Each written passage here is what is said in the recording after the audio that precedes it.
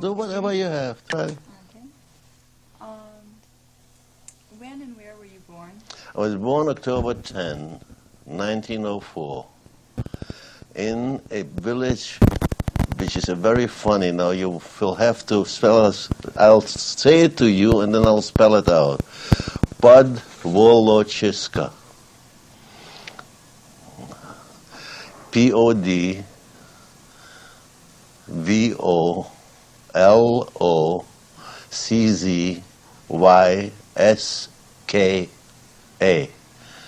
which means under Wolochisk, which is another city, Wolochisk, and this is below that. The place I was born was, at that time, Austria, the Austro-Hungarian Empire. It was the border city, the important border city between Austria and Russia. The reason it was an important border city was that the railroad from Vienna to Odessa and further into Russia, Moscow, went through the city where they had to change trains from the Austrian trains to the Russian trains, because the tracks were different. And because of that, it was a very important trading place. The importance of it, if you want to know, the Encyclopedia Judaica has it. I don't know very much about it, but I know that I was born there. How the family got there, I don't know. There's another story, and this is already second and third interpretation. It's not personal knowledge. My father,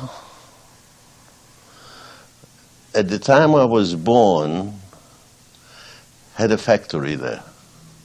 He built a factory. And that factory, it depends where you looked from. From here, it was nothing. It was a tinker shop. From there, it was a big factory. What was he manufacturing? He was manufacturing seals to seal packages. And inasmuch as the packages were mostly tea, his business was great with Russia. And that is about the time which I am talking about as a child. I was born there. I can't tell you very much, but from the age of 4, 5, I start remembering things. I was happy. Do you remember your grandparents? Very much. First of all, let me say to you one thing, that I am an inbred. I have both grandparents, my grandfather on the father's side and my grandfather on the mother's side were brothers.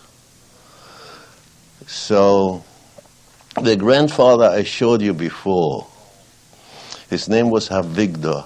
This is very important, by the way, Weigler. The grandmother's name was Miriam. I don't remember her maiden name, but I knew it. It has to come back to me.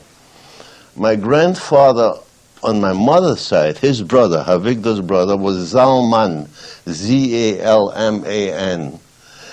And his wife's name was Rebecca. Rebecca Daum, D-A-U-M. You have some here in Portland, by the way, Daums.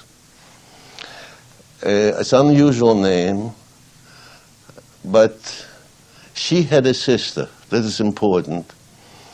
Put that in. I don't know her name, so it's no use talking. Ulix, Sergei's grandmother. She was also in that village, and if you want to go deeper into it someday, it's important because she was one of those which most probably was an accountant and a money keeper for the Potocki's, the Polish Count Potocki. I remember vaguely that she lived not in the city properly, but she lived on an estate-like situation right next to the border of Russia. And it was always very, very important and very mysterious to come to her. She was a widow by that time, but she had beautiful furniture, much better than all we had. And we had good furniture, but she had, I remember distinctly as a child, inlaid furniture with pearls and all that. And she was a very gentle lady, and everybody put her on a high pedestal, but nobody talked about her. Now that is a story which I don't know. I think that was one of the situations where we didn't talk too much about it. Someday I have enough material on it, I'll think it out. So I was born there. My father at that time opened up that factory, and I was happy. Where did your mother's parents come from? My mother's parents, my grandmother, Rebecca, was a sister of this. Where they came from is again third information. I don't know myself, but from the whole thing came either our family, I think, my father's family, must have come from the Hungarian border someplace, the Hochland, Siebenbürgen or something like that, because of the names, Zalman, Weigler, which were strictly Hungarian names. My grandmother's family must have come from that area over there, somewhere not far from there, either Zlochov or Tarnopol or somewhere around there. I never could get information from anybody. I wasn't that much interested to push, but I don't know. So my father had that factory. He was the first one who opened up a movie in the village. Before we get to your father, Yeah. I'd like to finish with the grandparents. Okay, fine. What do you remember about your mother's parents? My mother's parents had the following. My mother's parents, I have papers to that effect. I just found them here. This is the papers I wanted to tell.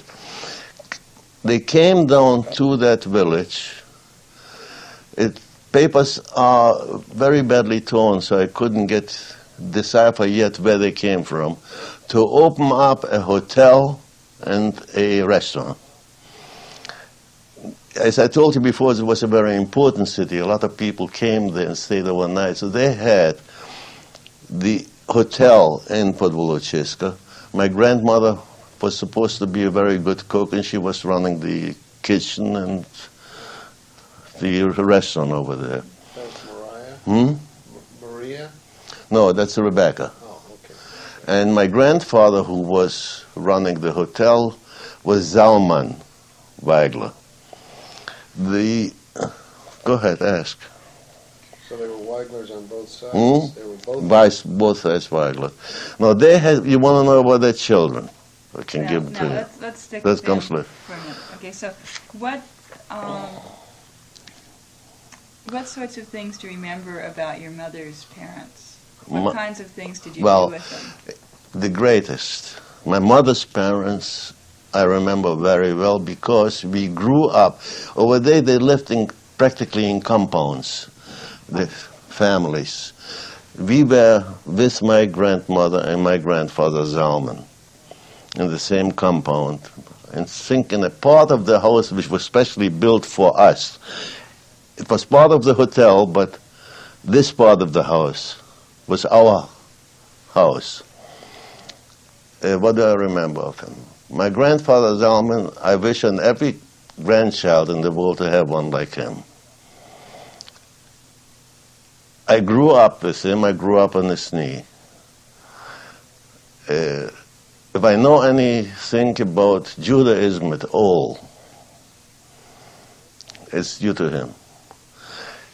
He was officially hotelier. unofficially, my grandmother was a hotelier and the cook and the runner of the place. He was sitting behind the Talmud all the time. And I was on his knees all the time. He was teaching me. Not actually teaching me, but telling me.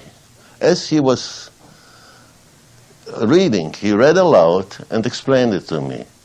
And I loved him. I loved the man because he had always something in his pocket which the children could take. If they took too much, he hit them over the hand. And I was the firstborn in the family. I was a princeling. And he loved me, so all I can tell you that he must have been a very strong Jew. He must have been a believer. He knew the Bible. He answered questions to a little child, 3-4-year-old child, 5-year-old child. And he did little. He was ordered by his wife to go ahead and bring the ice from the ice house or put something into the ice house. He did it. It was a typical Talmudic, I would say, or maybe he wasn't even Talmudic. I think that they came out of a Hasidic situation. Very quiet, very quiet. I never saw him excited. I never saw him scream at anybody. Kind-hearted. That's what I remember. Is there anything else to remember from a grandfather? I don't think so. Does any particular incident stand out in your mind? In his? No. No particular incidents. I do nothing particular. He was somebody around me all day long. He was kind, I know that. There wasn't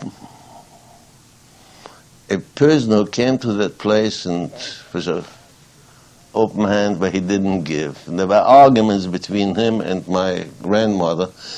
And I can remember one particular argument to such an extent that I myself carried it all my life.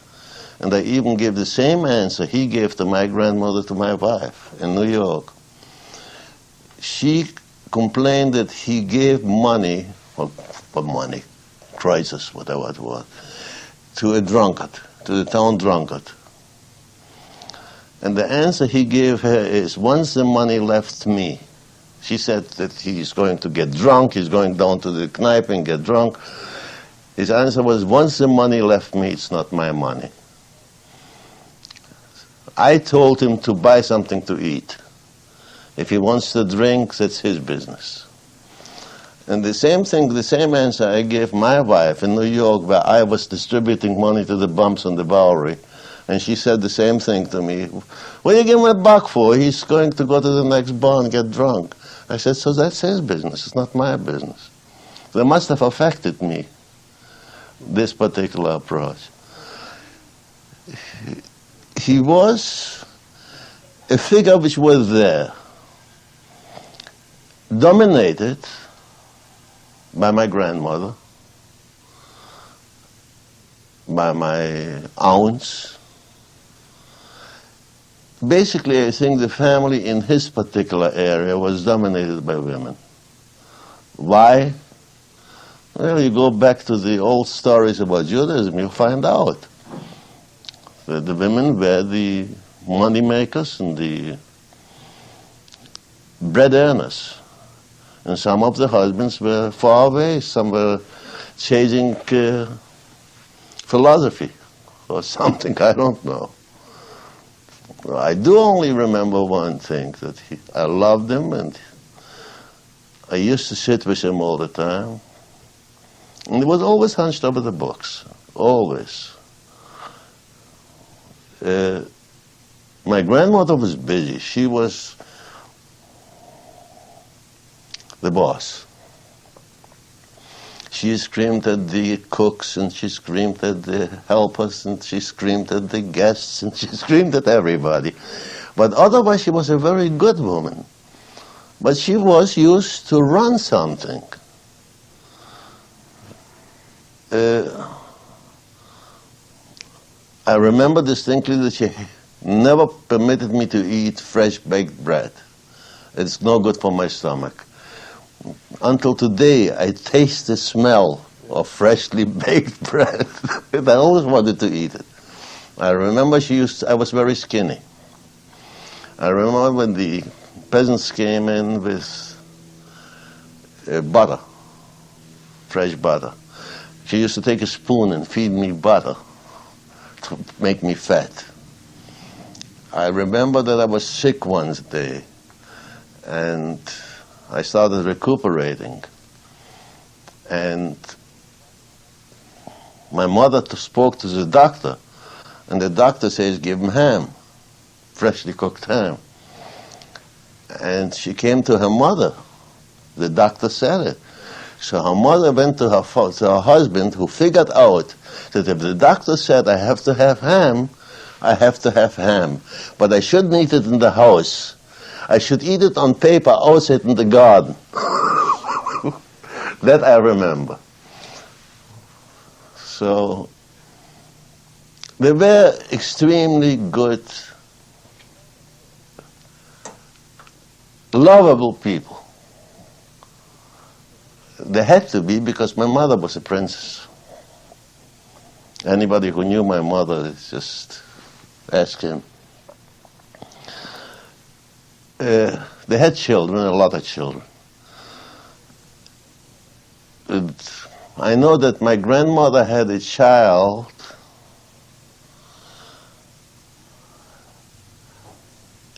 two years before I was born. I had an uncle, he was 2 years older. I always considered him as a brother. So that's all the occupations they had. They had the hotel, they ran the business, and they had children. There were children all over the place. What else do I remember? I remember, I think more clearly than my grandparents, I remember the doctor who was living next door. In other words, you could speak from one yard to another. Dr. Türkel,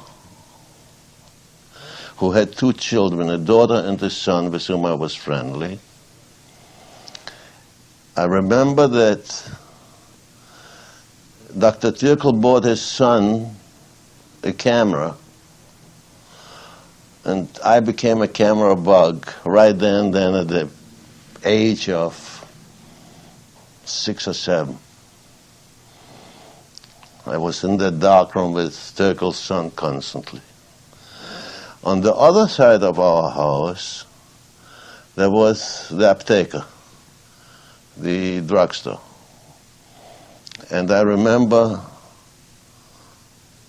his wife. Him I don't remember so well, but I remember visually his wife and the two children. They were very, very, very up to date, you know. The boy was Marcel, and the daughter was Marcella. So this I remember. Where they are, I haven't got the slightest idea. The friend of mine, the doctor's son, I saw later in 1920, I think. I was heartbroken. He committed suicide. He was rejected by his wife and committed suicide. Why was he rejected? He had dreams of being a blue blood and married a princess or something like that. And then she rejected him, so he used the proper approach, took a gun and shot himself. And that broke my heart. That's about all I remember from that. And I remember school. We spoke only German in the house. Only German. My grandparents, my parents spoke to us only German. I picked up some Polish from the kids, from the other children. I spoke Polish. I forgot it later on. I was supposed as a child, that's what I've been told, I have been speaking Hebrew. I don't believe it. And I have to believe it because it comes easy to me today when I really want to transliterate something. And I haven't got the slightest idea what it's all about. I somehow get every once in a while a idea that means that, and I check it and this. So I had the average use, was pampered. Did you go to Cheder? No. I had a guy come to teach me Hebrew. Was a yeshiva bocher, you know, who used to come to the house, get a meal, get paid, and he used to teach me. In fact, due to him, this I remember, I started negating Judaism and the Bible and everything else. And the reason was that when he was teaching me, they started teaching you for the bar mitzvah. As a 7-year, 8-year-old one, they started teaching you. And I went through, I was sitting with my grandfather on one side, and then later on he came in. And do you know the Bible? You don't. The Bible has one section in that you must not let your seed fall onto the ground. And there's a guy by the name of Onan who did it, and he was punished very heavily. Onanism is German. How I knew it, most probably the older kids must have talked to me or something, I don't know. Maybe I was playing with myself, somebody said something, I don't know. So I came to him and I wanted to know, explain it to me. So all I got was a hit on the face, a hit on my hand, and told, Lane weiter. Go and learn something else, forget it, I'm not going to answer. In other words, he didn't know the answer, he didn't know how to answer.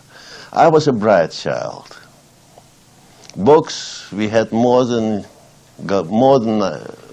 you can imagine. So I looked it up in a dictionary. And from that day on, I didn't believe him anything. He used to come, he used to sit for an hour, and he used to go away. So whatever I learned from my grandfather. But meanwhile, at the age of 5, I was born 4. No, at the age of 9 and a half, we left again. The war was declared. The First World War was declared. We were right next to the border of the house. The factory was even closer to the border than that. My father got scared about the family. So they packed the women up and sent them to another part of the family in Leipzig, Germany. And that's where we grew up. My father was away. He was shortly after that captured and taken to Russia. And we grew up without Papa. We had a grandmother, aunt, his sister, and my mother. And we grew up in Leipzig, and half a year later, I forgot everything about Podvolichiska, and I became a hot whistling German. A Yaki. Everybody called me a Yaki. What's a Yaki? What's a Yaki? German-born Jews were called by Eastern Jews Yakis. Why Yaki, I don't know. It was some kind of a derogatory thing. There was a big hatred between Western Jews and Eastern Jews. They never could stomach each other. But it was all part of the Austro-Hungarian Empire? Well, Leipzig was not Austro-Hungarian. Was Leipzig was on the border of Austria, but already in Germany proper. Now we gravitated the Papa sent us to Leipzig because part of the family was in Leipzig. Uncle Adolf was in Leipzig, father's brother, and Uncle Hermann was in Leipzig, and 55 cousins were in Leipzig. So that's the nearest they could send us because the family was there. So that's how we gravitated to Leipzig. They'd all moved from Podwolochiska earlier? We run from Podwolochiska to Leipzig. And I grew up actually from the point of view of memory, full memory. As a 9.5-year-old, it was Leipzig from that point on. Did your father go into the army? My father was in the army, officially in the reserves, because he was married. He didn't have a chance to get into the Austrian army, or the German army, whatever it was, I don't know, I think Austrian army. Because the Russians came in very fast, they came overnight. 1914, in August 14th or 4th, the war was declared, and a day or two later the Russians were there and occupied the house. And they occupied the house because it was the biggest house in the village. So immediately, Papa was immediately sent into a concentration camp. The grandfathers were left there to run the place, but my father, his brother-in-law, Zygmunt, and others, I forgot exactly who it was, they were all immediately sent across the border to Russia and put into a Kriegsgefangenenlager, which is a concentration camp or POW camp, somewhere near Proskurov, which is deeper inside Russia. And from that point on, we didn't see him till 1917, I think. The war ended 1917. When they started losing the Russians, he walked his way back to Podwolochiska. He was a very shrewd guy, you know him, so. And joined the army. He came in uniform to Leipzig. And since that time, I remember him. I remember him actually when I was a little tiny baby, and then I remember him after the war. I was already by that time bar mitzvah. I didn't have bar mitzvah. My father wasn't there when I was bar mitzvah. I had it in Uncle Adolf's shul. And from that point on, I remember him, and I used to fight with him day and night. What was Podwolochiska like? Was it just Podwolochiska was actually a village. Yeah. But it was not a village of the type you give Mama the book, not broken down houses. And it was a border city. They used to pride themselves, call it the Paris of Volhynia. There were big houses there. It was a stop station, a transfer station. You see, the trains had different gauges in Europe. One train had so and so many millimeters, another one had the bigger tracks or something. So to go from Austria to Russia, you actually had to change trains. You got out of one train, got into another train, and went. Because of that, a lot of people came into Podwolochiska on business trips. Before they went to Russia, they came in and they started selling. A lot of trades, salesmen came in. A lot of people who were going had to stop over. That's where the hotel came in. Were there paved streets? Or Hmm? were the streets paved? Paved streets, most of, let me put it this way, there were paved streets in the center of the city. Paved, what do you mean paved? Out of wood. Some were not out of wood, but mostly they were out of wood. They were not paved the way you have it here. They had a lot of churches. There used to be usually 3 or 4 churches in that place, which was unusual in itself. You had the Chachlat church, which was the Russian one. Then you had the Catholics. Then you had a smaller church, a Protestant church, a Calvinist church, I don't remember. And then you had the temple, which was a big temple.